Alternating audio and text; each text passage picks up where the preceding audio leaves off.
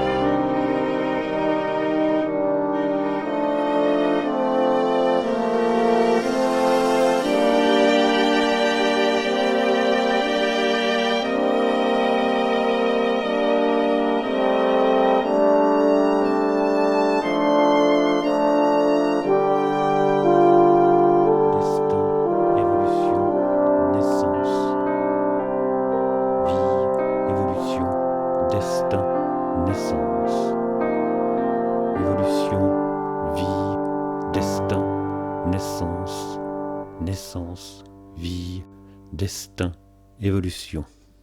Eau, terre, ciel.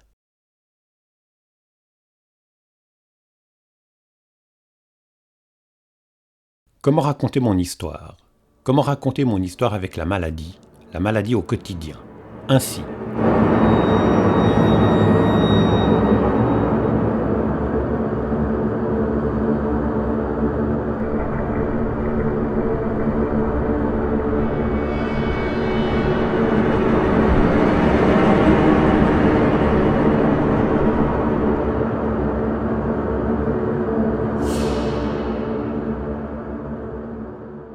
Images volées par-ci par-là, plans, séquences saisies au coin d'une rue, d'une place, parfois inspirées par une lumière, une atmosphère, une scène de vie. Ou tout simplement lorsque je déambule les rues de la ville parmi les gens. Images réalisées avec un téléphone portable ou une simple caméra de point grand public. Une qualité qui n'est pas toujours au rendez-vous, mais qu'importe. Dans ce scénario du quotidien, je ne suis pas le seul. Comment raconter également la maladie des autres? Je leur tends mon micro et leur donne la parole tout simplement. Une maladie qui peut toucher chacun d'entre nous. Un copain journaliste qui aime bien, qui dit tiens, j'ai le cancer, qui recule de 3 pas. Puis je dis mais attends, c'est pas contagieux. Hein. Donc je me suis assise, je me suis mise dans une pièce et puis elle m'a dit écoutez, Madame Kamal, vous avez un cancer du sein à stade 3. Vous avez déjà des métastases sous votre bras. Il va falloir faire vite, il va falloir qu'on opère, mais venez, on vous explique tout ça. Toujours est-il qu'à l'annonce du cancer, j'ai eu le seul mot qui m'est venu de l'esprit, c'est le mot de Cambronne. Le mot de Cambronne, c'est merde. Donc j'étais contente de ne plus aller travailler parce que en fait ça faisait un moment que j'en avais un peu marre et j'ai un métier en fait où j'ai un métier en fait où on peut pas changer de travail comme ça et ça faisait un petit moment que j'avais besoin de prendre un peu de pause.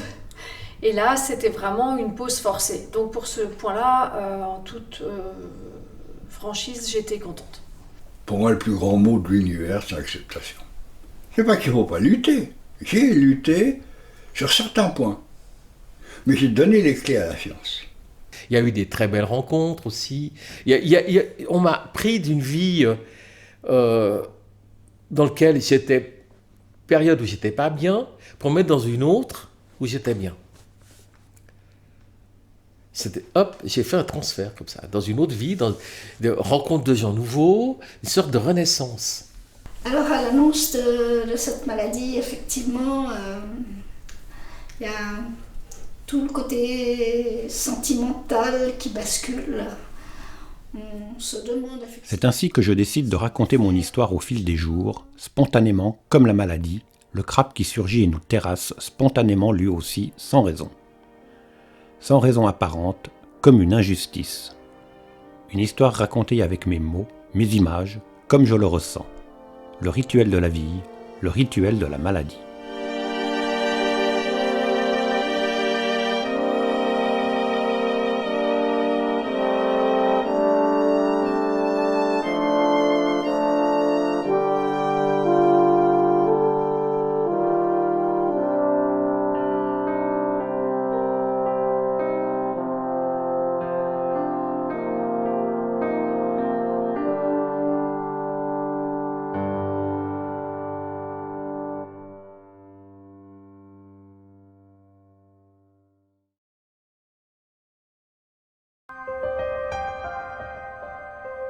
Jeudi 21 juin 2018. Premier jour de l'été, le pape François est à Genève. Monsieur, vous avez un cancer. Un cancer relativement avancé. Score de Gleason, 7. 3 plus 4. Quel rapport avec le premier jour de l'été et le pape François? Aucun rapport. Je ne suis pas surpris, je m'y attendais. Depuis quelques mois, mon corps me parlait. Je ne laisse échapper aucune émotion. L'opération est fixée au 30 août 2018. 70 jours à attendre pour éliminer le crabe. Tant pis, je ferai avec. Je quitte le cabinet médical, j'emprunte l'escalier qui mène à un petit chemin sinueux traversant une série d'immeubles, escalier que je descendrai et gravirai maintes fois, les mois, les années futures, pour tous les suivis. Mais cela, je l'ignore encore. J'arrive sur l'avenue conduisant au centre-ville. Je ne réalise pas encore le poids de l'annonce de la maladie, de ma maladie. 3 mois plus tôt, 21 mars 2018. Premier jour du printemps. Premier rendez-vous chez mon médecin traitant suite à des premiers symptômes, à des alertes que mon corps me lançait. Aujourd'hui, en ce double jour de lumière, le verdict est sans appel. Je laisse passer le bus numéro 9 qui regagne la ville, ce même bus qui m'avait déposé 1 heure auparavant dans ce quartier résidentiel. C'est à pied que je décide de parcourir le chemin inverse. Je reste serein, du moins durant le quart d'heure qu'il me faut pour regagner le centre-ville.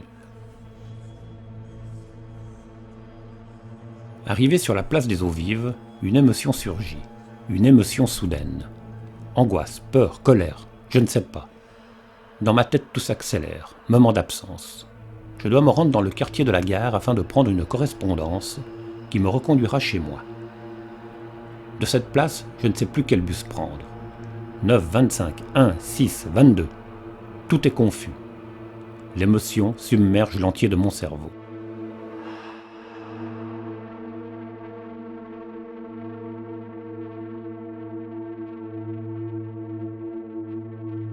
Mais quelle image donner à tout cela? Le passé? Ce passé qui passe et repasse comme un film à 25 images secondes? Combien d'images dans une vie? Combien de secondes, de minutes et d'heures? Images de mon enfance. Ma mémoire s'active. Film 8 mm tourné par mon père dans les années 1960. Quelques séquences enfouies dans ma mémoire ressurgissent. Pourquoi celle-ci?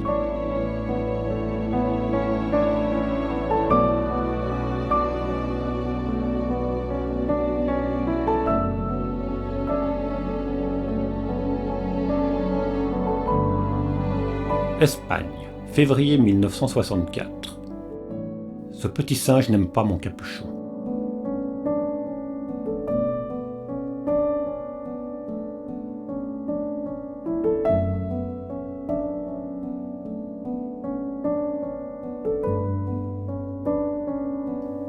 Sur cette image avec ma mère, la traversée en bateau du détroit de Gibraltar, direction le Maroc. Noël 1963 à Cointrin, chez Madame Margini, où mes parents louaient un appartement. Le jardin, non loin, l'aéroport de Genève-Cointrin.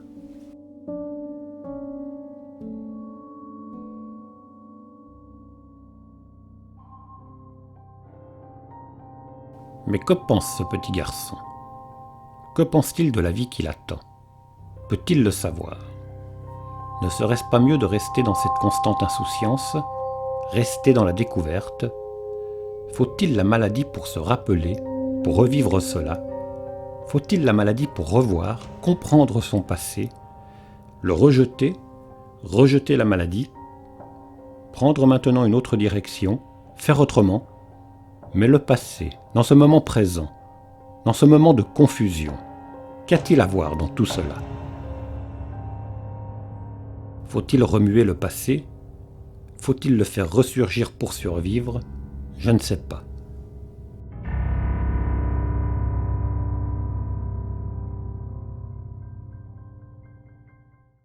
Je reprends mes esprits, le bus numéro 25 arrive, je m'embarque, il me conduit à la gare. En Suisse, combien de nouveaux cas de cancer chaque année? Pour l'instant, je l'ignore, mais j'en fais partie. Parmi ces gens, combien ont été, sont ou seront touchés par la maladie? Combien l'ignorent-ils? Combien en ai-je déjà croisé aujourd'hui, hier? Quelle émotion ont-ils eu, auront-ils, à l'annonce de la maladie?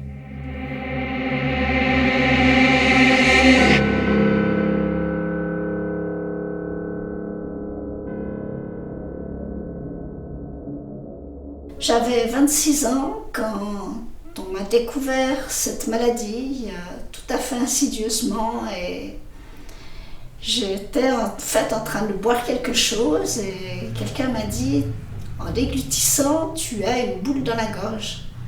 Donc après ça on a fait des examens de sang, on a fait une IRM, on a fait un ultrason et à la suite de tous ces examens, on a décidé de faire une ablation de ce nodule thyroïdien qui s'est déroulée de façon tout à fait normale sur 3 heures d'intervention. C'était en clinique à l'époque. Quand un soir, on a sonné chez moi, c'était mon chirurgien, donc je l'ai accueilli avec ma maman. On était très contents de le voir, qui venait pour amener les résultats. Et là, voyant sa tête, je me suis dit, waouh, il y a quelque chose qui ne va pas. Et là, il m'a annoncé que cette tumeur était cancéreuse. J'étais une période un petit peu dans une anxiété. J'avais demandé de faire une thérapie, parce que je ne sais pas ce qui s'était passé dans ma tête. C'était peut-être une période difficile de ma vie. Et tout d'un coup, j'ai commencé des soins, on dirait-je, de thérapie, et puis je commençais à aller mieux, je suis sous ma douche, et puis je sens comme une boule au niveau de mon sein gauche. Comme je savais qu'il était possible qu'un homme puisse avoir le cancer du sein, je me suis dit, c'est peut-être un cancer du sein. Je suis allé voir mon médecin traitant assez rapidement, je crois que c'était le jour même ou le lendemain. Après, on m'a envoyé faire qu'on appelle ça une échographie, avec des ponctions, qui suspectaient effectivement un cancer. Ce fut un cancer, et quand on me l'a annoncé, eh ben, c'était comme un soulagement. En fait, j'ai très bien accueilli ce cancer, vraiment. Très bien accueilli, en espérant ne pas y passer, bien entendu. Hein. Mais je me suis dit, tiens, là, il va se passer quelque chose que j'ai peut-être besoin. C'est un rendez-vous avec moi-même. Vous voyez ce que... Et ça... Et ça me fait rire quand je pense à ça, parce que jamais j'aurais imaginé ça de moi. C'est ça aussi, j'étais surpris de mon propre fonctionnement et de voir comment j'appréhendais la chose. J'avais aucune appréhension en fait. Elle m'a quand même conseillé, malgré une palpation, de faire une mammographie. Chose que je n'ai pas fait tout de suite parce que j'étais très prise par le travail. Et que j'ai laissé un petit peu traîner, mais cette douleur était tout le temps présente. Donc à un moment donné, je suis allée faire la mammographie.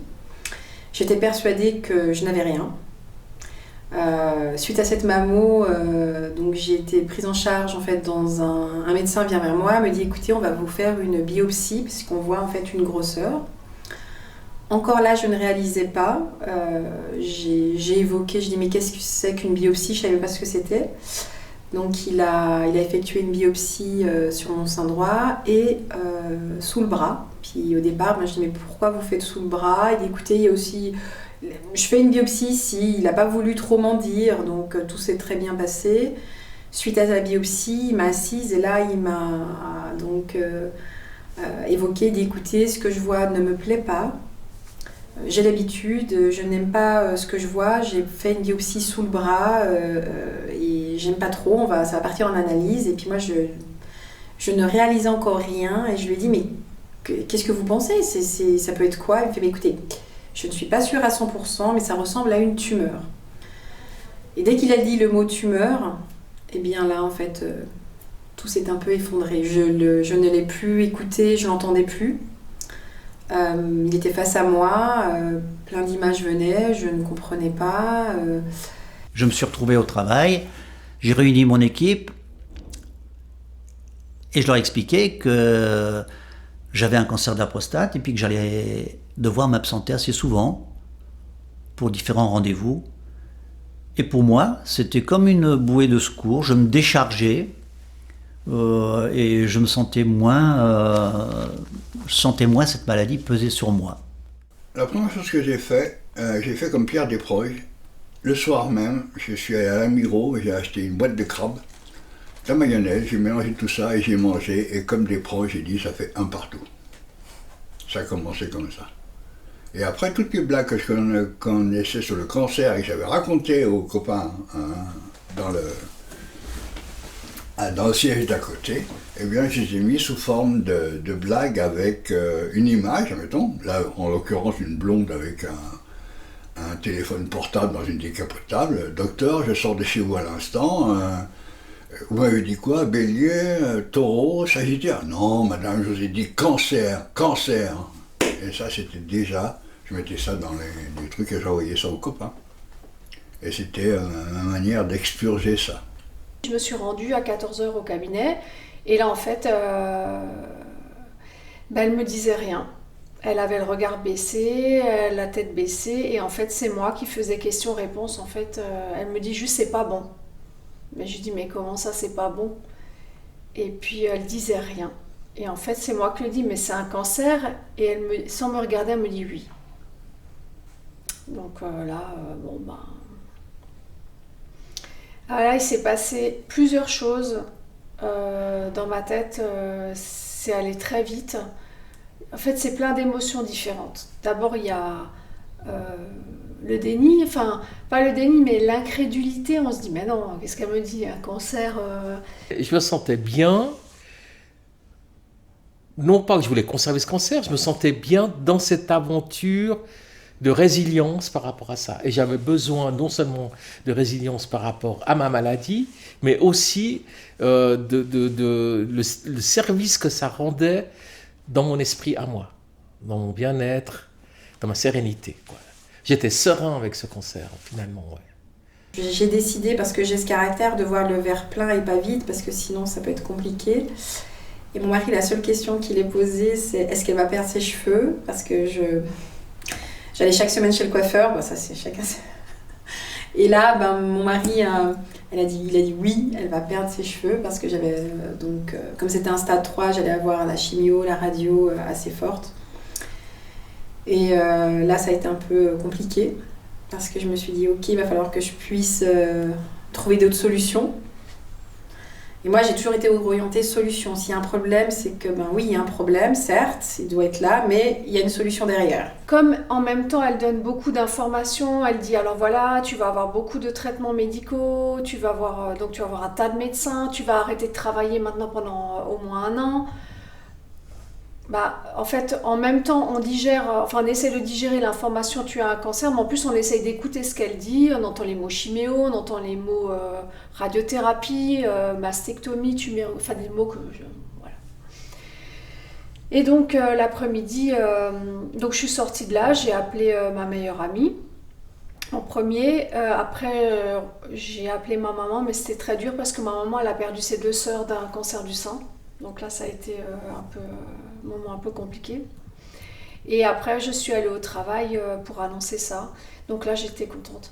En dehors des rendez-vous médicaux qui prennent déjà une bonne partie de la journée, quand on est assez bien, enfin moi je suis assez têtue et énergique, donc du coup, dès que c'était possible, j'essaie d'aller faire du vélo. Donc même après les chiméos. Et puis j'organisais, en fait je m'ennuie jamais, j'ai toujours 10 000 trucs à faire, donc même malade, je continuais mes activités à la maison. Et c'est pour ça que j'ai pas vu le temps passer. J'ai eu la chance en fait de pas avoir de perte de salaire, donc ça c'est important parce que voilà, je vis seule, donc s'il y avait eu un problème à ce niveau-là, j'aurais été bien embêtée. Et mon employeur a été hyper compréhensif, patient, j'ai eu énormément de chance de ce côté-là. Je n'ai jamais eu peur. Je suis toujours parti du principe qu'il fallait lutter et puis qu'on allait s'en sortir. Certes, il faut le reconnaître, il y avait un peu de stress dans un premier temps. Février l'annonce, l'opération fin mai, il y a eu 2-3 mois qui ont passé. J'allais dire que j'ai fait preuve d'impatience. Voilà, c'est la seule chose dont je me souviens. J'étais impatient, j'ai dit il faut y arriver. Plus vite l'opération sera faite, mieux ce sera. Les effets secondaires, j'ai eu la chance de ne pas en avoir beaucoup parce que moi, j'ai fait le choix tout à fait personnel de jeûner 48 heures avant chaque chiméo. Ça veut dire que j'ai annoncé à mon oncologue que 48 heures avant les chiméos, j'arrêterais de manger. Donc il a été surpris. En fait, je me suis renseignée, j'ai beaucoup observé les travaux du professeur Walter Longo, qui est spécialisé dans le jeûne et le cancer.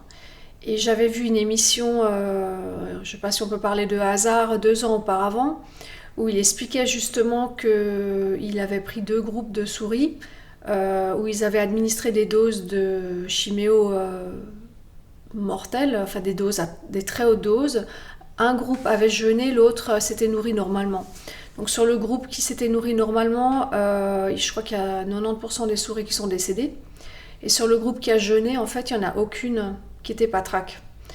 Donc je me suis dit, de toute façon, je vais le faire. Et grâce à ça, je pense que j'ai évité la majorité des effets secondaires. Ça veut dire que je n'ai jamais eu de nausées, je n'ai jamais eu de vomissements, à part des dérangements intestinaux, et puis des insomnies et quelques neuropathies qui sont inévitables au moment des Taxol, la deuxième partie du traitement. J'ai pas eu grand-chose. J'ai pas osé sortir les larmes, je veux dire, il n'y avait pas de retenue, c'est que c'est parti tout seul. Ouais. Et donc là, j'ai pas retenu, ayant l'habitude un petit peu des thérapies de groupe où il faut se lâcher, j'ai lâché le morceau et j'ai essayé de parler en même temps, mais c'est pas facile de parler en pleurant. Du coup, j'ai été retenu pour être patient partenaire, quoi. Je crois que c'était un bon. Mon téléphone sonne. Dominique m'appelle. Dominique partage ma vie depuis 27 ans. Elle m'a donné 2 enfants. Et elle est là, dans les bons et les mauvais moments. Elle me demande le résultat. Je lui dis positif. Pour elle, positif dans le bon sens. Pour elle, une lueur d'espoir. Je le comprends à sa voix. Je lui réponds, non, positif. La maladie est là. Le grand silence. Elle doit me laisser, elle coupe court. Elle est avec sa classe en course d'école. Je reçois un SMS quelques instants plus tard. Je serai près de toi et on va se battre.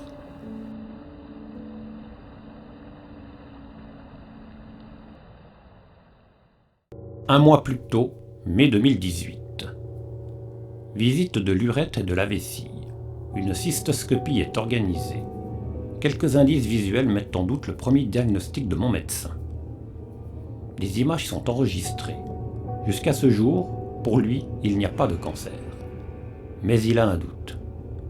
Il demande un IRM de la prostate. Les images capturées laissent apparaître des zones de couleur suspectes. Une biopsie sous narcose est organisée pour le 8 juin en clinique. Intervention prévue à 14h. J'entre en clinique à 11h. L'intervention est avancée de 2 heures. Les infirmières déboulent dans ma chambre et m'embarquent.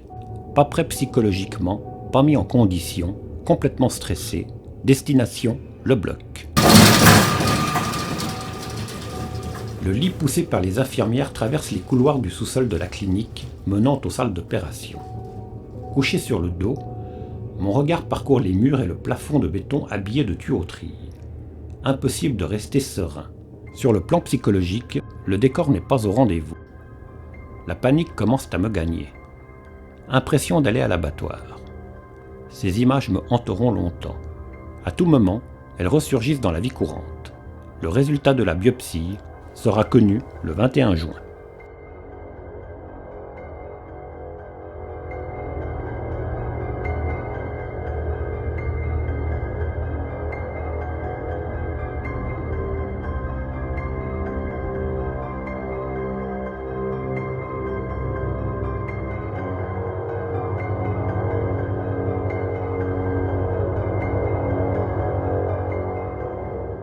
Quand j'ai appris que j'avais un cancer, ma première fille, elle avait 4 ans et demi, donc à 4 ans et demi, on comprend très très vite les choses. Et puis ma deuxième, elle avait 1 an et demi, donc un petit peu moins, mais on sait que les enfants sont des éponges. Et là, tout de suite, ma fille de 4 ans et demi, comme quoi, alors que dans la famille, on parlait pas de cancer, il n'y avait pas de cancer, donc comme quoi, je sais pas où elle a attrapé ces informations, peut-être nous, une fois une discussion, mais en tout cas, tout de suite, elle a dit « Mais maman, t'as un cancer ?» Et j'ai dit oui. Et elle m'a tout de suite posé la question, elle me fait « Est-ce que tu vas perdre tes cheveux ?» Et là, je lui ai dit « Oui, ma chérie, je vais perdre mes cheveux, mais ça va repousser. » Parce que tu sais, c'est le médicament qui fait qu'on perd, mais après, ça repousse. Et je lui ai fait un grand sourire et je lui ai vraiment exprimé, en fait, de la meilleure manière qui soit, que ça allait bien se passer. Alors elle, ça a été son angoisse totale. Elle m'a dit « Je ne veux pas que tu perdes tes cheveux, je ne veux pas te voir sans cheveux. Je ne vais pas te voir avec ton crâne. Et surtout, si tu viens me chercher à l'école et que je ne veux pas qu'on voit ton crâne, je ne veux pas qu'on puisse rigoler de toi. » Alors, ce que j'ai fait, je lui ai dit « Écoute, tu sais, maman, elle va avoir une belle perruque, magnifique, tu viens la choisir avec moi. » Et en fait, c'est ce qu'on a fait. Elle est venue la choisir avec moi. Elle a choisi le blond. Donc elle me disait « Comme ça, tu ressembles à Barbie. » Alors, on a choisi blond. Avec des mèches blondes.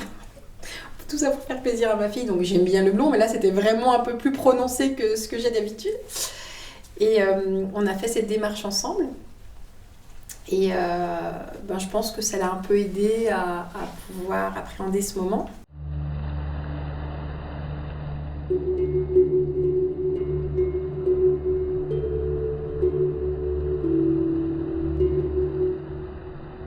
J'apprends par la presse qu'un nouveau centre ouvrira ses portes à Genève le 18 juin 2018. Centre Thiom, soutien cancer. Mieux vivre le cancer. Pourquoi pas ? Thérapies douces y sont proposées afin de mieux accepter, mieux vivre la maladie. Inauguration du centre, 15 et 16 juin 2018. Étant convaincu d'être atteint par la maladie, je m'y rends pour un premier contact. Un ami m'accompagne. Une femme s'approche, Rose. Je visite le centre. Je lui dis que mes résultats seront connus le 21 juin. Encore un espoir. Nous sommes le 16 juin. Je quitte le centre Thiom. Rose me dit « On espère ne plus vous revoir. » Bien entendu, pour elle, dans l'espoir que je n'ai pas la maladie. Puis elle ajoute « Mais vous pourrez toujours venir nous dire bonjour. Vous serez toujours le bienvenu. » Merci, mais on se reverra bientôt. Le 21 juin 2018, le verdict est sans appel.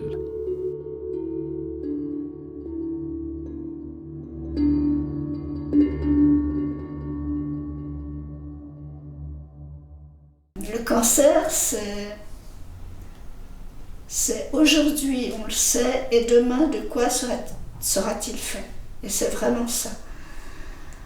Niveau sentimental aussi, c'est la même chose. J'avais un copain Et j'ai voulu le préserver quand j'ai su que j'avais ce cancer. Donc j'ai fait rupture avec lui et j'ai refusé de continuer à le voir, à lui téléphoner pour le protéger. Donc ça a été très douloureux des deux côtés. Certainement pour lui parce que je ne l'ai plus entendu, mais pour moi aussi. Par chance, à ce moment-là, j'avais ma maman qui était là, puisque j'ai dû rester avec elle suite à l'annonce de ce cancer. Par rapport à ma famille, mon frère a été très énervé, je lui dis ça, parce que je lui ai annoncé un cancer où je n'avais pas encore fait la preuve du diagnostic. Alors, t'as pas le cancer, qu'est-ce que tu déconnes et tout, bref. Et puis après, quand j'ai annoncé que j'ai vraiment les diagnostics qui étaient posés, j'ai été invité vraiment à me soigner. Parce que, si vous voulez, je me sentais en forme. Et c'est vrai que le truc, quand vous annoncez que vous êtes cancer, mais vous êtes en forme, je veux dire, t'es pas fatigué, t'es plein d'énergie, tout ça. Tu te dis, mais ça fait quand même bizarre de dire que j'ai le cancer, que j'ai une maladie grave.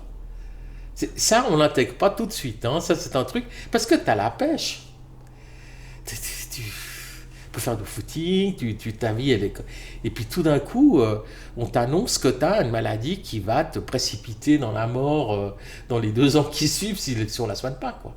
Le soir même, je suis rentrée, j'étais face à moi-même, je me suis dit, bon, et maintenant il se passe quoi? Donc au début, la gynéco m'a dit que c'était un cancer très agressif. Par contre, elle m'a dit, tu n'auras peut-être pas de chiméo. Et en fait, j'ai tout de suite vu le gynécologue qui est chirurgien, puis lui, il m'a tout de suite dit, il y aura 16 chiméos, une par semaine, au bout d'un moment, assez rapidement, des chiméos qui sont lourdes. Après, il y aura la radiothérapie et sans doute la mastectomie. Donc là, quand je suis sortie du chirurgien, j'ai pleuré parce que je me suis dit, mais qu'est-ce qu'il me raconte, quoi. Et pour moi, la chiméo, c'était les souvenirs de ma tante au-dessus d'une bassine à vomir. Enfin, c'était vraiment... voilà. Donc les jours qui ont suivi, on se pose pas mal de questions. Mais en même temps, comme j'avais pas commencé les traitements, il faisait beau, il faisait chaud et j'avais envie de profiter de ma liberté. Février 2008, je vais en consultation chez l'urologue avec mon épouse pour voir les résultats de l'analyse. On m'annonce cancer de la prostate. Sur 12 prélèvements, il y en avait 6 qui étaient négatifs. Dans la foulée, le médecin anormalement pressé, il me semblait déjà, dans un premier temps, m'annonce qu'il peut m'opérer dans la foulée, 8 jours après. Marqué un temps de recul. Je me suis dit, c'est bizarre, tu attends 6 mois pour avoir un rendez-vous, et puis là, tout d'un coup, on peut t'opérer. Oui, bon, j'ai effectivement beaucoup de chance, voilà, c'est ce qu'il m'a dit. Je vous confie à ma secrétaire, elle va vous expliquer tout ça, et puis, en quittant le bureau, il nous salue, et il revient dans la foulée en disant, écoutez, il y a un dépassement d'honoraires de 1 000 €. D'accord, ok. On sort du cabinet du médecin, je dis à mon épouse, c'est pas lui qui va m'opérer. Il faut savoir que jusqu'à cette date, j'étais un mauvais malade. 38 de fièvre, je priais. Je priais parce que c'était la fin du monde. Mon épouse me disait, mais Robert, le jour où tu auras vraiment quelque chose de sérieux, je me demande comment que ça va se passer. Je suis avec mon mari venue voir le médecin. Ils m'ont conseillé un chirurgien, ensuite une oncologue. Et puis là, comme je le dis souvent, c'est la machine à laver, quoi. On est dedans, on nous parle de plein de choses, on se laisse porter, mais on ne comprend pas tout. On a beaucoup de jargons médicaux, donc on demande ce que c'est. Il y a beaucoup de termes qui viennent, on ne comprend pas. Et c'est un peu la douche froide. J'allais avoir cette opération, donc ablation de la tumeur et des métastases. Donc là, il reste assez vague parce que c'est vrai que c'est que quand on ouvre qu'on voit l'étendue ou pas. Alors elle m'a énoncé tout ça, puis elle me fait à un moment donné, j'appelle ça un peu un protocole, c'est quand elle énonce tout ce qui va se dérouler. Et puis elle me dit, côté poumon, on verra après. Je la regarde, et là, je lui dis, attendez, elle s'est trompée de dossier. Je dis non, moi c'est le sein. Alors elle me dit bon ok, alors au niveau, donc en radiographie ils vous ont rien dit. Là je lui dis non. Je dis qu'est-ce qu'il y a? Alors là, et là il y a eu un... C'est comme si en fait le sol me prenait et là j'étais dans une crevasse quoi. Et là elle me dit en fait on voit quelque chose du même côté, une petite trace. Alors on va être très clair, on va le savoir à la 4e chimio. Soit c'est rien, c'est une cicatrice, à un moment déjà eu des pneumonies, des choses comme ça, soit c'est rien, c'est une cicatrice, soit c'est une métastase, soit c'est une tumeur. Et là, je regarde, je dis, on va savoir quand, parce que je disais, mais qu'est-ce qu'elle me raconte? Elle me dit, votre 4e chimio. J'en étais même pas à la première. Et chimio, c'était toutes les 3 semaines. Donc là, il faut pouvoir se relever puis se dire comment je vais mettre ça de côté quoi, dans ma tête, comment je vais faire pour pas être angoissée, comment je vais faire pour pas en mettant tout de côté que c'est rien, ce ne sera rien. Je fais ma 4e chimio. J'étais vraiment mal, comme quoi la tête, je pense, fait beaucoup de choses. Alors, pas tout, on a bien sûr les effets de la chimio qui sont présents. Je dis pas que j'étais bien, j'étais fatiguée, etc. Mais la 4e était horrible, parce que je pense qu'au niveau émotionnel, c'était trop fort. Et puis en fait, après cette chimio de cette 4e, le jour d'après, j'avais ce PET scan. Puis là, on allait déterminer ce que c'était. Alors là, c'est des passages où on respire pas, on oublie de respirer, on est dans un... C'est dans une autre dimension, je sais pas comment. En fait, pour l'exprimer concrètement, et je le souhaite à personne de le vivre, mais quand on vit ces moments-là, et je pense que chaque patient qui vit ces étapes très très dures, parce qu'on ne sait pas ce qu'on a, on a tous ce même peut-être sentiment qu'on exprime autrement, mais qui sont très très très durs, parce qu'on a du mal à expliquer ce qu'on ressent. Parce qu'on se dit, si c'est ça, qu'est-ce qu'on fait, comment on fait, mais on ne veut pas peut-être tout prévoir, on essaye de se dire, attendons de voir le résultat, puis après on verra le combat, comment ça se passe. Donc il est vrai que ce moment-là, à Imagerive, mon mari n'arrivait même pas à franchir les escaliers. Voilà, moi j'étais en haut, il me fait, non, je suis en bas. J'avais une amie avec moi, je lui dis, mais il me dit, non, j'arrive pas à monter les escaliers. Donc il était devant la porte, donc moi je monte, je fais mon PET scan et je dis tout de suite à l'équipe, je vous préviens, je veux savoir maintenant, vous me faites pas patienter encore dans une salle parce que je suis pas bien, donc vous mettez vos produits, vous faites ce que vous avez à faire, mais moi je veux savoir. Ce moment-là, il a été interminable, alors que c'était que quelques minutes. Ils sont venus avec un immense sourire, donc j'ai dit, ils m'ont dit c'est rien, c'est une cicatrice que vous avez, c'est rien. Alors je me rappelle avoir je suis sortie, j'ai ouvert la porte, mon mari est en bas et j'ai un peu d'émotion et je lui ai hurlé en bas, c'est rien. Et ça c'était un moment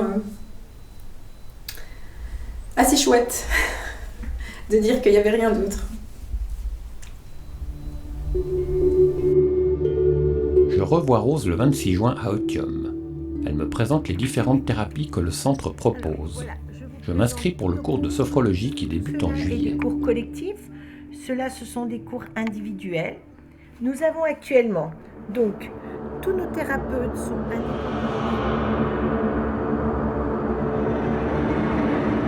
Mon corps me fait mal. Je perds du poids. Mes nuits sont un combat. Aucune partie de mon corps reste sans douleur, comme si j'étais transpercé d'aiguilles et de couteaux. Ma respiration s'affaiblit. Monter un étage à pied est un parcours du combattant.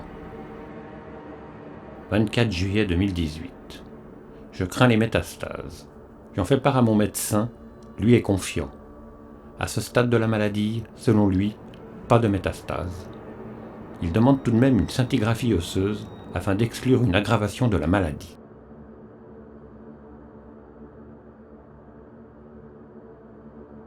« 25 juillet 2018.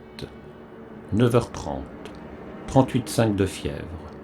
Je vois mon généraliste. Il m'ausculte et demande une radiographie des poumons. Je suis dans la salle d'attente. J'attends le résultat. Dominique m'appelle, elle est inquiète. Oui, un souci au poumon. Je ne sais pas, je te tiens au courant.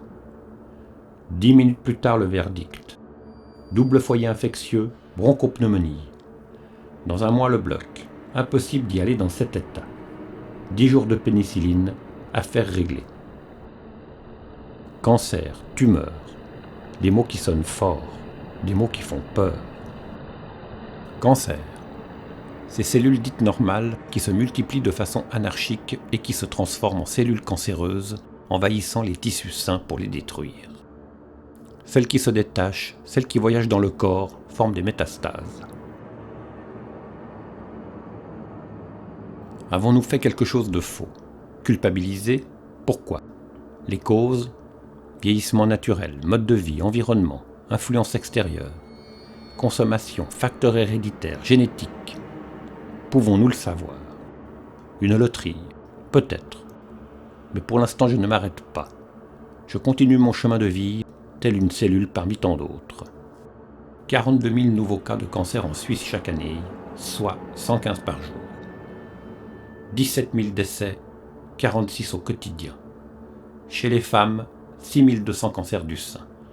Mais chez l'homme aussi, 50 par année. Un cancer beaucoup plus rare. Cancer de la prostate, 6 400, 18 par jour. 1300 décès annuels, 4 au quotidien. Dans quelle catégorie va-t-on me ranger? Avec espoir, j'apprends tout cancer confondu, que 66% des cas vivent encore 5 ans après le diagnostic de la maladie. 90% pour la prostate. Mais doit-on systématiquement associer le mot cancer à la mort? Je ne sais pas.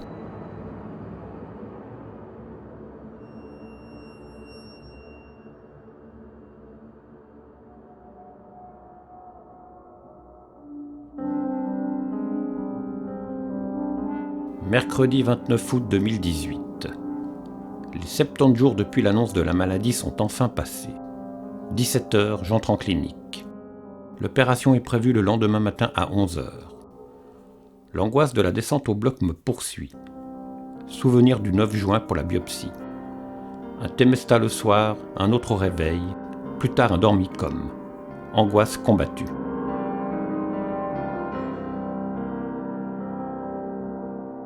« 11h, jeudi 30 août 2018.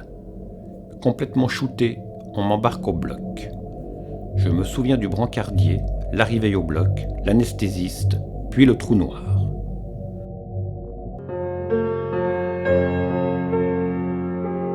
Cette rade, séquée, cette jetée, que j'ai parcourue maintes et maintes fois depuis mon enfance. Je la parcours à nouveau, l'observe comme un lieu nouveau.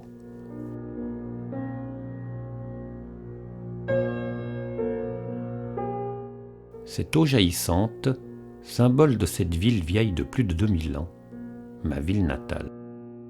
Cette eau qui, après avoir pris naissance, traçant à la verticale une ligne de vie, mais qui, 140 mètres plus haut, s'épuise, n'atteignant pas son but, le ciel. Voulait-elle vraiment l'atteindre? Ce grand rideau, retenant cette lumière dorée d'un soleil au déclin, j'espérais en venant ici sentir sa chaleur. Ce grand rideau, une chute qu'on pourrait croire infinie, venant finir sa course, se fracasser avec grâce sur une eau dormante, attendant à son tour de naître, de renaître, exister aux yeux de tous, en espérant toucher le ciel. Une brise légère se lève, une eau fraîche et douce vient caresser mon visage.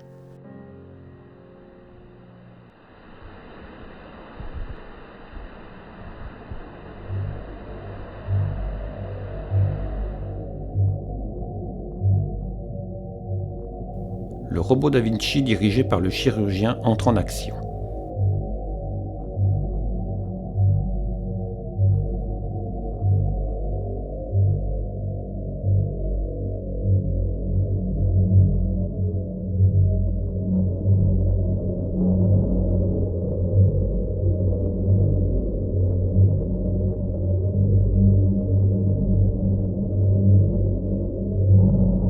Cinq heures plus tard, le réveil.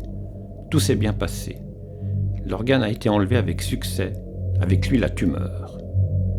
Le labo confirmera ou infirmera si des cellules se sont échappées, si tout a bien été enlevé ou non. 2 bonnes heures sont nécessaires pour refaire surface.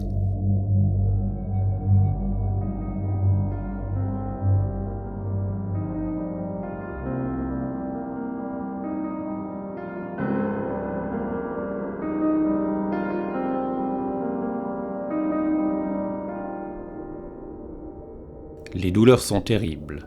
Une sonde urinaire avec une poche m'accompagnera durant 12 jours. Je regarde mon ventre, recouvert d'hématomes. Impressionnant. Je rééduque quelque peu mon corps. Je remets en route doucement tous mes organes, principalement par de la marche, durant les 7 jours que je passe en clinique. Des va-et-vient dans ma chambre, dans les couloirs et à l'extérieur de la clinique.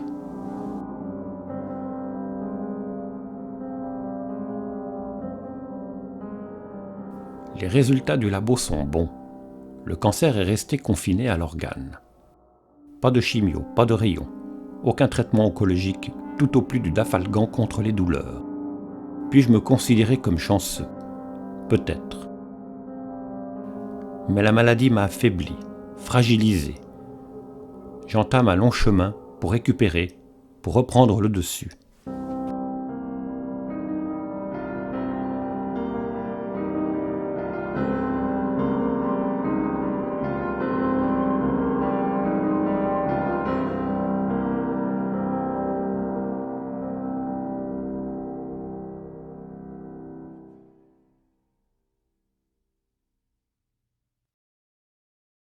Par rapport au corps médical, j'étais un peu, des fois, contrarié, on va dire, parce qu'énervé, c'est un mot un peu fort, contrarié, parce qu'il y avait une attitude que j'attendais, parce qu'en fait, on est en souffrance quand même aussi. Hein. Là, bon, c'est vrai que j'ai dit au début que j'ai accueilli mon cancer avec, comment dirais-je, comme libérateur, mais on est quand même en souffrance avec les effets secondaires, avec ce qu'on nous injecte. Vous êtes quand même 2 heures avec à peu près des produits qui vous coulent dans les veines, et puis vous savez que vous allez avoir des périodes d'effets secondaires et tout, et puis... c'est vrai, peut-être que j'avais besoin de réponses à mes questions, que je n'ai pas forcément eues. Mais globalement, maintenant, je peux dire que ces gens m'ont sauvé la vie. Donc, aller dire des petits détails de contrariété, c'est un petit peu malvenu, je trouve.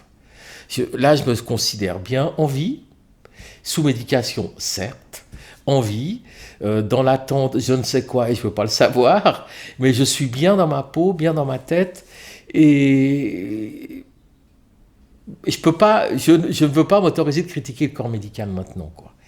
Ils m'ont quand même sauvé. À leur manière, puis ça reste aussi des êtres humains comme vous et moi, hein, c'est sûr. J'ai toujours été reçue avec le sourire, avec bienveillance, gentillesse, ce qui n'est pas toujours le cas. Parce que j'ai rencontré des femmes dans ce parcours qui sont traitées dans d'autres hôpitaux et dans d'autres villes et qui n'osent même pas poser une question à leur oncologue. Enfin moi, mon premier rendez-vous chez l'oncologue, je me suis effondrée en larmes parce que je me suis dit, mais quand elle m'a annoncé le protocole, je me suis dit, c'est pas possible.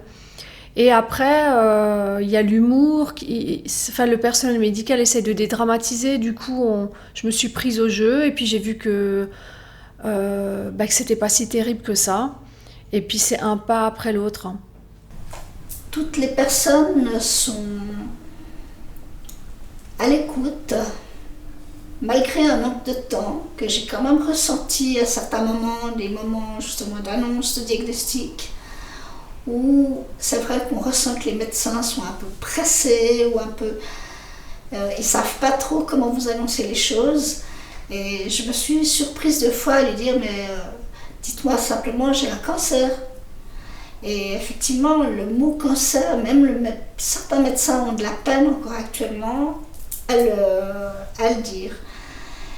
Et comme pour moi c'est important d'appeler un chat, il était important que le médecin soit aussi clair avec moi.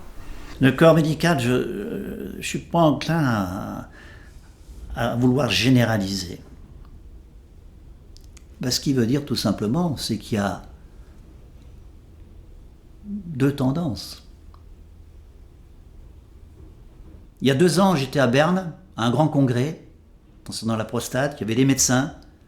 J'ai entendu des médecins dire « Oh là là, mais jamais de la vie je proposerai une analyse sanguine à mes patients, je ne vais pas encore leur mettre ce stress sur les épaules. J'attends qu'ils me le demandent. » Et voilà. Voilà ce que j'ai entendu. Je dis dommage. Je dis grave. Grave parce que Demain, ton patient va venir, pour t'expliquer qu'il a des problèmes urinaires la nuit, qu'il doit se lever souvent, qu'il a des problèmes relationnels avec son épouse. Et là, est-ce qu'il sera temps encore de réagir normalement ou est-ce que ce sera déjà, pour toi médecin, l'obligation de l'orienter vers un urologue parce que tu ne peux plus rien faire? Et ce que je dis là, je le pense sincèrement, je l'ai vécu, je le vis encore à l'heure actuelle, quand j'entends, sans vouloir dire que tout ce qui se raconte est vrai, mais il y a des cas concrets qui nous sont rapportés de situations qui ont été mal vécues, tout simplement parce qu'on n'a pas fait de dépistage au moment qu'il fallait. Ce qui veut dire qu'on a des médecins très compétents, et j'encourage ceux qui ont des problèmes de prostate ou qui veulent consulter, encore une fois, de s'orienter beaucoup plus vers des grands centres de la prostate où on trouve des équipes pluridisciplinaires qui sont capables de prendre en charge votre maladie à n'importe quel stade. Et non pas systématiquement d'avoir affaire à une seule et même personne qui est un chirurgien et qui, c'est malheureux à dire, cherche malgré tout à faire du chiffre d'affaires. Le sermon d'Hippocrate, certes, il existe, mais pour certains, je suis enclin à me poser des questions. Ce qui est aussi dur dans ce parcours, c'est qu'il faut tout surveiller. On ne peut pas faire une confiance aveugle au corps médical. Il faut vraiment, au bout d'un moment, je me suis rendu compte qu'il faut avoir un œil dessus parce que moi, la tumeur, elle a continué à grossir avec les chiméos. Et c'est moi, j'ai dit, écoutez, vous m'enlevez ça. Parce que j'avais une copine sur un groupe Facebook, sa tumeur, elle a tellement grossi qu'il ne pouvait plus lui enlever. Et elle n'est plus de ce monde, elle est partie 2 mois après. Donc moi, j'ai dit, vous m'enlevez ça. Et en fait, non. Puis mon oncologue, elle a été top, elle a tapé le poing sur la table, elle a dit, vous l'opérez dans 10 jours.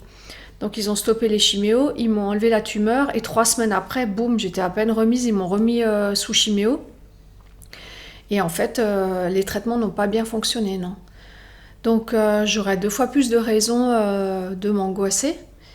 Mais en fait, tout devient plus précieux dans la vie quand on se dit que tout est temporaire, en fait. Concernant le monde médical, j'étais bien entouré. J'avais des relations avec les oncologues qui étaient plutôt sympas, c'est-à-dire je ne me concentrais pas sur mon cancer, mais il y avait quelqu'un en face. Alors c'était des comment ça va, et par 2 fois, 2 oncologues femmes ORL se sont retrouvés avec un magnifique bouquet de fleurs. Où une tellement surprise s'est levée de derrière son bureau, a fait le tour pour m'embrasser. Et on a quelqu'un en face, je veux dire. Et puis elle faisait du sacré boulot, et je sentais bien qu'elle se battait aussi pour moi. Non pas que je ne me battais pas moi. Si, on peut dire aussi, parce que j'avais laissé les clés. Mais pourquoi je laissais les clés? Parce que si on me demande des trucs en informatique, je veux bien répondre, mais en oncologie. J'ai même fait cette mauvaise blague, façon de parler, à cet oncologue ORL qui partait à M. Vasseur, bientôt on ne se verra plus, je change de service. Elle me dit, je dis, mais vous allez où maintenant? Elle me dit, je vais en radio-oncologie, mais en urologie. Je la regarde, j'ai les mains sur l'épaule, je dis, alors on va tout savoir. Le temps qu'elle capte, je dis, oh non! Puis voilà quoi. C'est toujours ce trait d'humour qui repart derrière. Humour, cynisme, dérision. Attention, c'est un espèce de trio. Hein. Mais moi, ça me permet de tenir, donc j'en use et j'en abuse.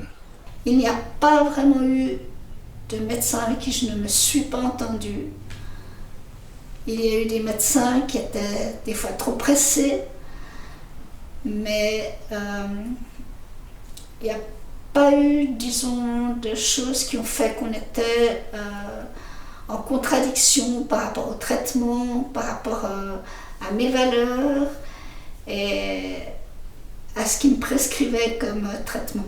On est face à soi-même, le corps médical, lui, continue à reprendre des nouveaux cas. Il se concentre sur les nouveaux cas, et puis vous êtes là, Bon, et maintenant, je fais quoi? Et en plus, ce qui n'est pas rassurant, c'est qu'ils vous disent, bon, ben, il n'y a pas vraiment d'analyse à faire, il faudra surveiller les douleurs.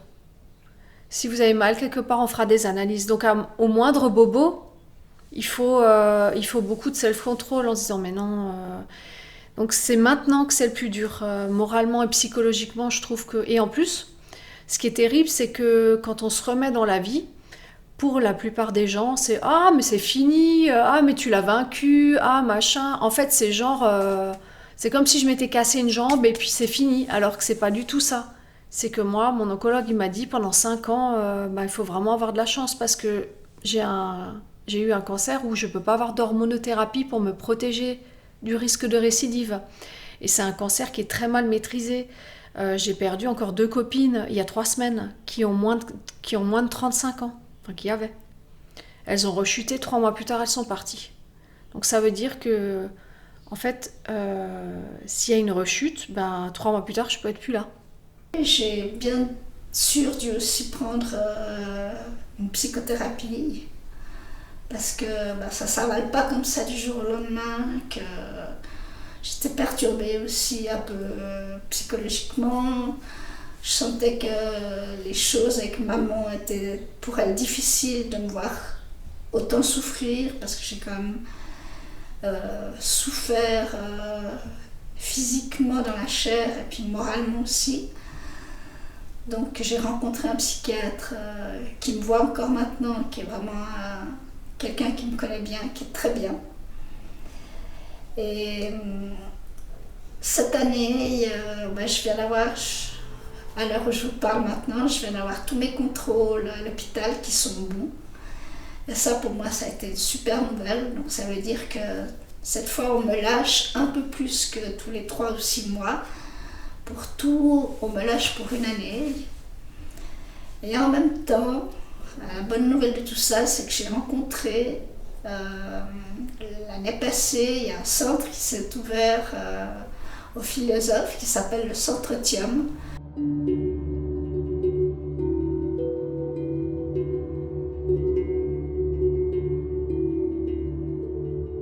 Après 3 semaines de pause, je reviens au Centre Thium et reprends les cours de sophrologie. Je participe également à un groupe de parole, en plus de quelques autres thérapies ponctuelles selon mon état. Biorésonance, fasciathérapie, shiatsu.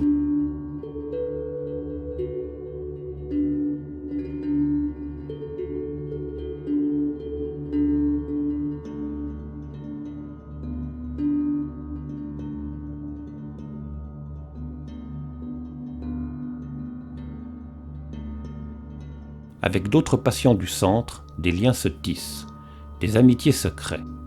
Moment de partage face à la maladie. Le Centre Thium permet de vivre seul là. Ces feuilles mortes, défuntes d'un automne qu'un hiver précoce a remplacé d'une première neige, qui n'a pas eu la force, qui n'a pas pu ou pas su les recouvrir. Une seconde vie, peut-être. De quel arbre proviennent-elles? Dans combien de temps disparaîtront-elles à jamais? Et puis, cette brume matinale, voulant elle aussi s'imposer, mais encore trop faible, trop fragile pour résister à cette lumière tiède, qui la fait se dissiper. Qui vaincra? Et pour nous, qui vaincra? Notre corps, notre esprit, la maladie? Gardons espoir.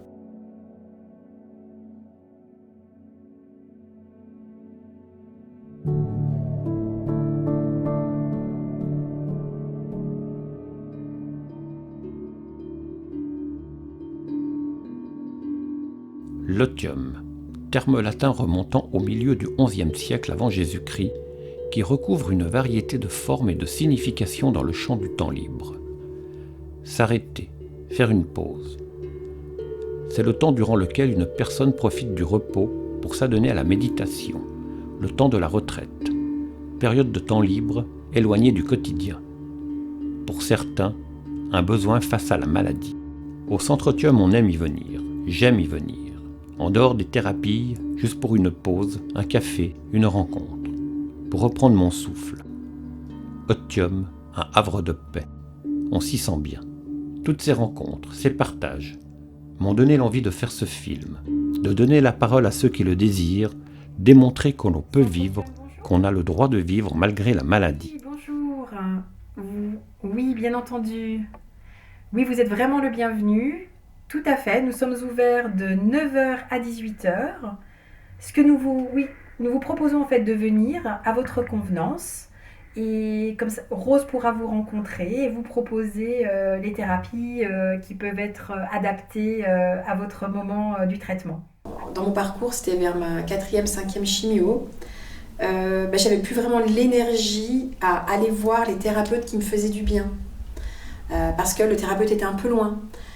Et là, j'ai rêvé d'un lieu où je me disais, mais si tout était rassemblé sous le même toit, parce que j'y passerais ma journée, je ferais différentes thérapies, je pourrais me poser, prendre un livre. Et j'ai commencé à rêver de ce lieu et aussi un peu à poser mon angoisse. Parce que l'angoisse qu'on a, c'est particulier. Même si on est extrêmement entouré, on est très bien entouré par notre mari, notre famille. Quand on a une angoisse, si on l'exprime, notre époux va la voir. Nos enfants vont la voir, notre famille va la voir. Donc parfois on a envie de l'exprimer à d'autres personnes qui puissent nous écouter, avoir une oreille, puis on fait un lâcher, puis après on rentre à la maison.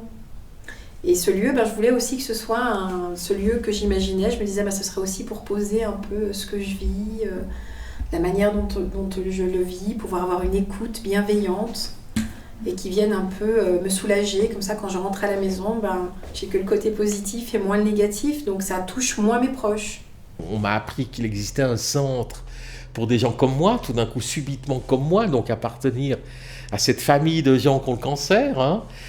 Et je me suis dit, je vais être avec des gens avec lesquels je vais pouvoir partager ou voir comment ils vivent eux-mêmes leur cancer.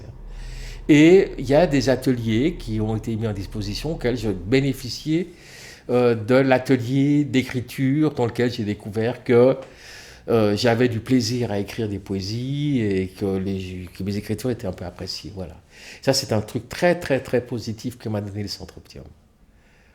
Une confiance en moi, de découvrir autre chose que sa maladie et autre chose de ce qu'on est nous surtout. Parce que découvrir, je ne sais pas parler de talent, mais une aisance à faire quelque chose, c'est se donner quelque chose à l'intérieur de soi de très fort. Et j'en avais tellement besoin, que ça m'a fait tellement du bien, que j'étais heureux d'écrire. Et j'ai à peu près écrit, mettons, une soixantaine, près de 70 poèmes, sur lequel j'ai créé un blog et puis que je publierai quand j'en aurai 100. Et le titre, ce sera « Mes 100 poèmes ».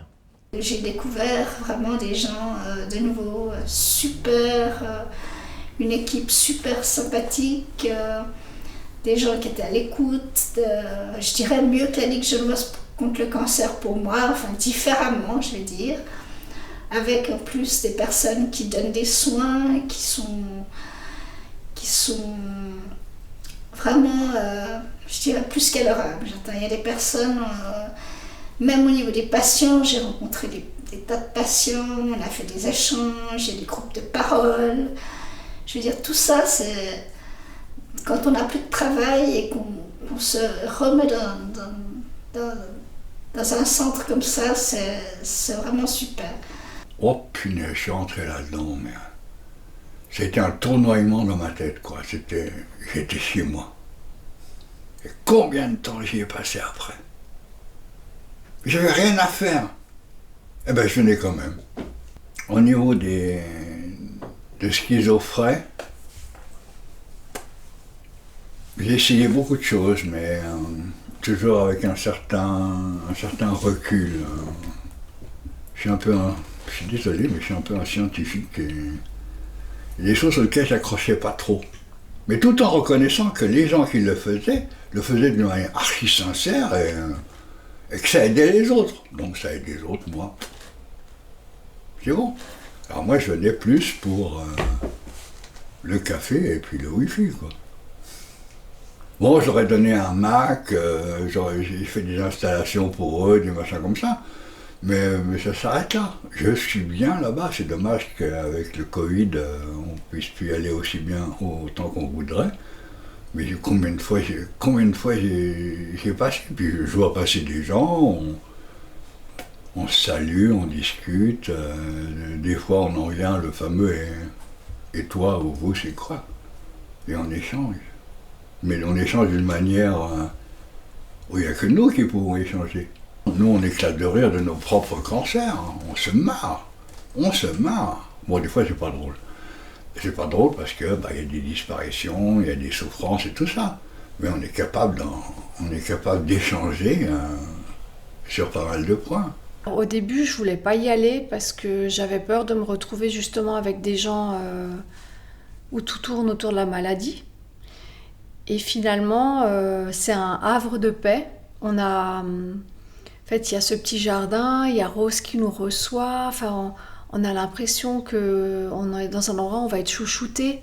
Et c'est pas du tout comme ça que je le voyais. Donc du coup, j'avais plus l'impression de rentrer dans une maison familiale. Et je suis allée là-bas pour faire des soins individuels plusieurs fois. Et ça m'a vraiment beaucoup aidée. Après, j'ai coupé un peu parce que déjà, je veux laisser la place aux autres. Et puis aussi parce que j'en ressens moins le besoin. S'il fallait parler d'Otium, il me vient à l'esprit une image, une expression, qui est celle de déplacer les montagnes. Une expression qui depuis longtemps est passée dans le langage courant, et c'est un acte a priori irréalisable, mais qui devient possible grâce à la volonté, à l'envie, à l'amour, et puis surtout à la force. On a eu des retours comme c'est ma deuxième maison, c'est un lieu où j'aime me ressourcer, c'est un lieu où j'aime aussi partager en fait ce que je vis, c'est un lieu où on aime se retrouver, ça a créé des amitiés en fait, Otium. Il y a eu des personnes qui, parce qu'on fait beaucoup de collectifs, donc dans le collectif, il y a des groupes fermés pendant parfois 10 semaines, pendant 8 semaines, suivant ce qu'ils font. Et puis ils apprennent entre eux, ils s'entraident, ils s'aident, et ça crée des amitiés, et ça c'est le plus beau des parcours. Et c'est vrai qu'on aime bien dire qu'Otium c'est un peu comme une deuxième famille, parce qu'on prend soin les uns des autres, on essaye, les personnes qui viennent très régulièrement, tout d'un coup quelqu'un ne vient pas, ils s'appellent entre eux.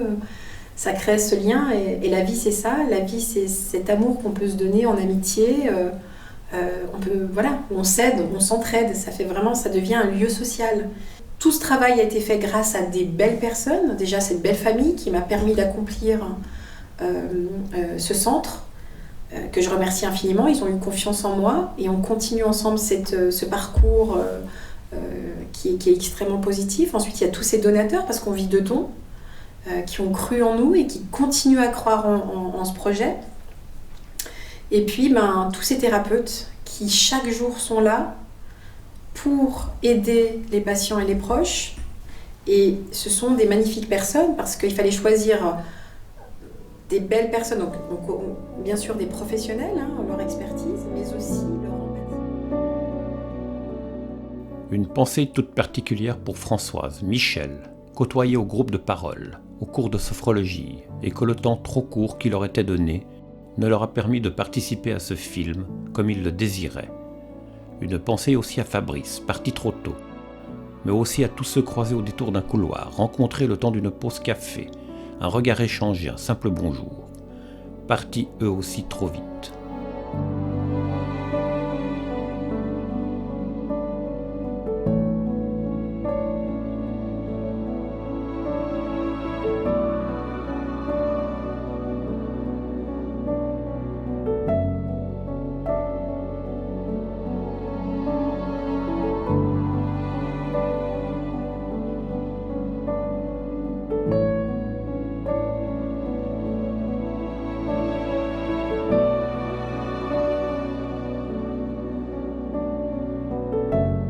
Mais Otium est aussi par moments un lieu culturel, un lieu de rencontre artistique.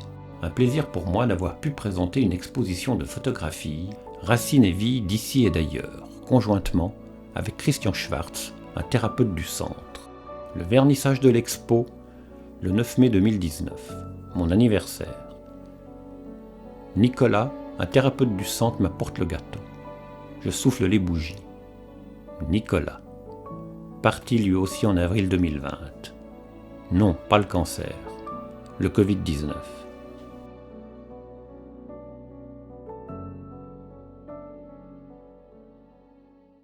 Je m'en joue encore, à chat perché sur le tabouret, au bar du chat qui pêche, des gambettes de gaieté. Le soir noir déjà je me perchais. Hop là, c'est mieux comme ça, non? C'est mieux? Mauricio, j'écoute. Oui, C'est mieux, non? le piano est mieux. La voix, un peu moins de voix. Elle est un peu dans les comment? Yvette Terola, grande dame de la chanson et du théâtre en Suisse, est venue au Centre Thium donner un récital. Ma Barbara. Elle était accompagnée au piano par Lee Matford. Un moment magique. Mise en scène, Philippe Morand. Dramaturgie, Stefania Pinelli.